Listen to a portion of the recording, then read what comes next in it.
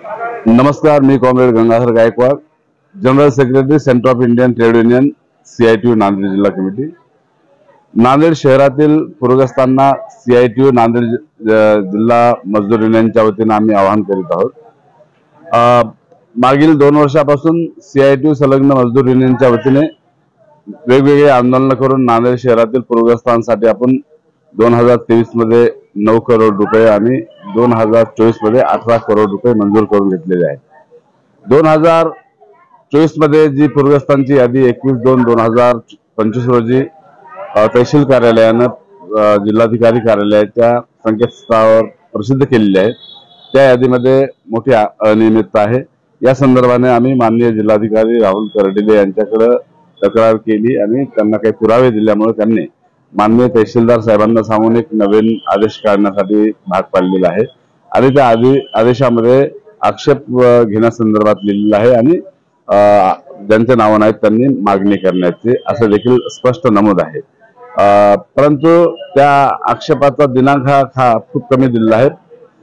5 मार्च ही शेवटची तारीख आहे। आमची मार्क्सवादी काँग्रेस पक्ष व CITUच्या वतीने मागणी आहे, विनंती आहे जिल्हा प्रशासनाला की ती तारीख जी आहे आक्षेपाची आणि मागणी अर्ज करण्याची 15 तारीख करावी। परंतु सोमवारी 3 तारखेला आम्ही तहसीलदार साहेबांना भेटणार आहोत।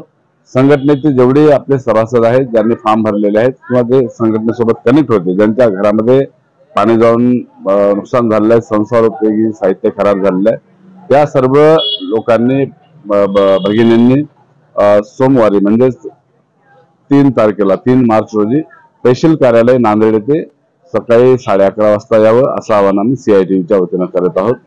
या यादीमध्ये अगोदरच्या टप्प्यामध्ये 4000 लोकांना पैसे वर्ग केलेले आहेत, त्यावेळेस आम्ही आक्षेप घेतला नव्हता कारण एक 13-14 हजार लोकांची यादी पुन्हा तयार होणार होती।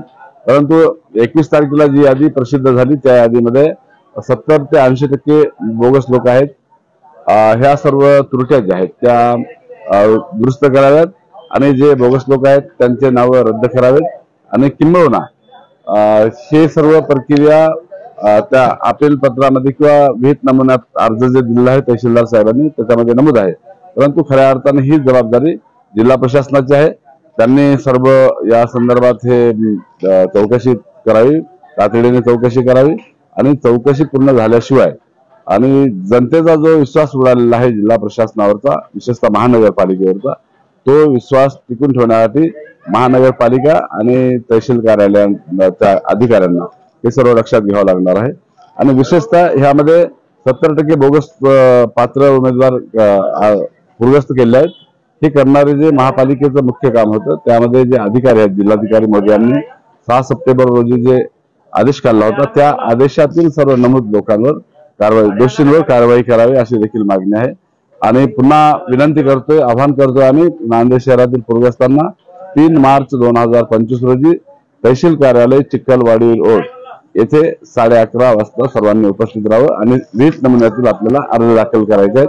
विनामूल्य अर्ज आहेत, तहसील कार्यालयामार्फत ते घ्यायचे आहेत, 1 रुपया खर्च तुम्हाला येणार नाही। त्यामुळे ज्यांचं नुकसान झालं आहे त्याच खऱ्या पूरग्रस्तांनी उपस्थित राहावं असं आवाहन करण्यात येते। धन्यवाद। इन्क्लाब जिंदाबाद। जय भीम, लाल सलाम।